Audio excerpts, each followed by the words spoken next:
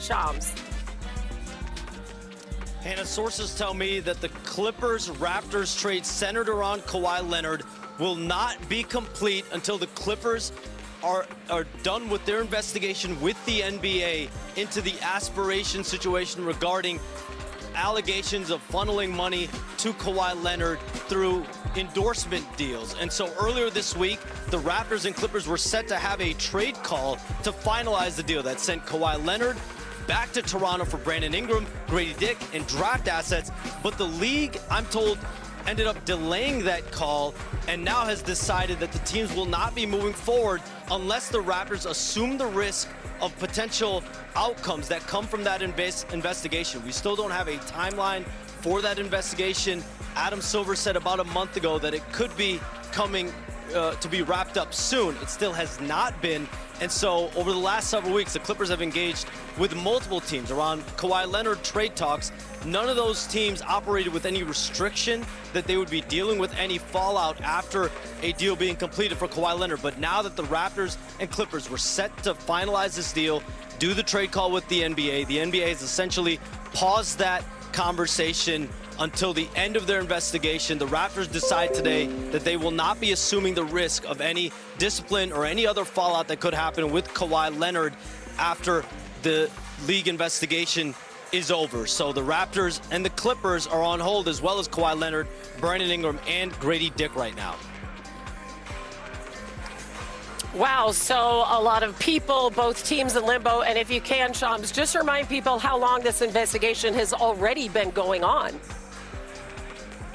Hannah, this investigation with the league has been going on for about 10 months, and the Clippers have been at the center of the league's investigation into whether this company aspiration, along with the Clippers, had funneled money to Kawhi Leonard on the side. Kawhi Leonard, his former business associate and uncle, Dennis Robertson, have been interviewed by the league in the last couple of months as the league has been trying to whittle down their investigation along with a third-party law firm, Wachtell. But now it has had impact on trade that Kawhi Leonard is supposed to be going to Toronto. And the expectation around all sides is that this deal will end up happening at the end of the day, Hannah. But this just in, that deal is now on hold until the NBA's investigation is over. Yeah, Shams, thank you so much also for reminding people of the complex nature of what the league is trying to unravel here and still has not reached a conclusion. And so, Bobby Marks, as we go back to our panel here, this is something that you had been saying could affect this trade possibly, and we hadn't seen this trade finalized. So what's your reaction to what you heard from Shams? Well, it's funny, Danny and I are looking at each other and we're both saying, wow. Yeah. And I think once we got to noon on July 6th, and then we got to that night and there was no trade, then there was talk, well, maybe that deal was going to be expanded. Maybe Peyton Watson was included here. But now we are on July 9th. The trade has not been finalized, as Shams said.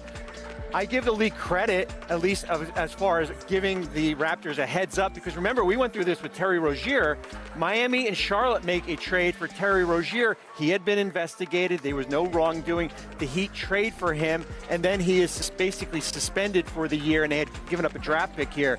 It's a story that's going to continually develop here. Hopefully, as Shams said, this is 10 months in. Right. Hopefully we're going to get some closure pretty soon on this investigation. But it kind of tells you, it's taken this long, it tells you that there are still questions to be answered. Yeah, I'm not a fan of it. Obviously, I know the league has to do what it's supposed to do, like what it needs to do. I hope this ends quicker because this is really putting a damper on a homecoming for Kawhi. And you see him at Kyle Lowry's retirement. Shout out to Kyle Lowry. He deserves all the flowers in the world because he's one of the greatest teammates I've ever had. And he's a great player, had a hell of a tenure. But Kawhi's happy. He's at home. City is buzzing. They all love him. Everybody's excited that he's back in Toronto. And now you have this news. So I'm not a fan of it. I know the league has to do what they're supposed to, but hopefully they can close this up sooner than later so that we can have Kawhi back in Toronto sooner than later. Yeah, I would say that the silver lining is that at least there's some accountability for this to be over, so people choose whether or not they assume the responsibility in the conversations with Kawhi, because you don't want this to continue to linger 10 months, 11, 12, we're at a year mark. Yep. And so I see this more so as accountability for all sides to put this to bed, because this was one of those stories that followed the Clippers and followed Kawhi, and I think this is finally the level to say, all right, let's make sure this is addressed before anything else happens. Yeah, listen, it still has to be adjudicated. Obviously, we're going to see what penalties might come down from this, but it really is.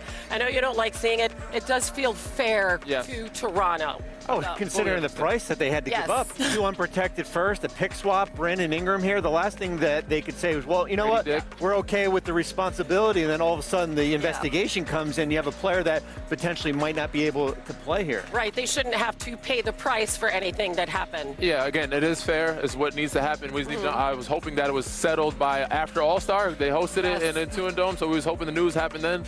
Hopefully it ends before the summer's over. I'm sure everybody was hoping that would be settled. Again, Adam Silver said soon, whatever that means, but better sooner rather than later. Now, in the meantime, we ready to move on to Summer League? Please. Right, we have 3 games tonight. This is so exciting. Obviously, the court is empty behind us. The Clippers were practicing here earlier, by the way.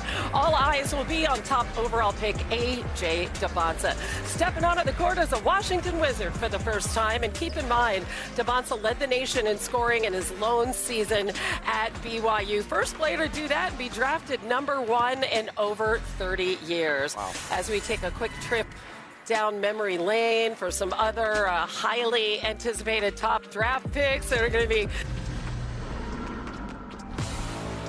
Welcome everyone to the NBA Summer League. Stars of tomorrow coming out in the city of Las Vegas. A lot of hype and a lot for him to live up to, huh? One of the most highly anticipated debuts. Gives it to James. Are you kidding? Rips it. Hello, Las Vegas. Stephen Curry. He can bury the shot. A shot away by Durant. On his Williams. Goodness. Oh, the shot of the summer. Are you kidding me? This is Summer League. The lights don't get brighter than this. With the first pick. I've been trying to embrace the challenge my whole life. Play to win. It's nasty. That thing is bad. What can he do?